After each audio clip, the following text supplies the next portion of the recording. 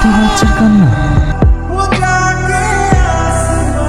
জঙ্গলের ভিতরে এত সুন্দর বাচ্চা, আমি যদি এখন এই বাচ্চাটাকে এখানে রেখে যাই, কিন্তু শিয়াল কুকুরে ছিঁড়ে খাবে। একে আমি বাড়ি নিয়ে যাই।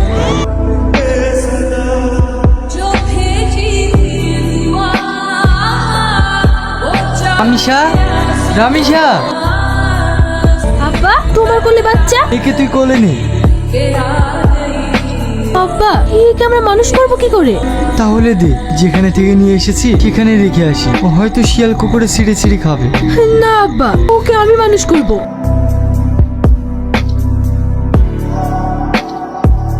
এই রে, আমি সেই বাচ্চা কার রে? কি রে কথা বলছিস না যে? এটা আমার বাচ্চা। তোর বাচ্চা মানে? তোর তো এখনো বিয়ে হয়নি, তার মানে তুই ভাবি একটা কথা তোমায় বলতে পারছি না, আবার না বললেও থাকতে পারছি না। কেন রে? কি কথা বল। ওই রামিসা একটা বাচ্চাকে দুধ খাওয়াচ্ছিল, ওকে জিজ্ঞেস করলাম এই বাচ্চাটা কার, আর ও বললো আমার বাচ্চা। তুই কি বলছিস? ওর তো কোনো বিয়ে হয়নি।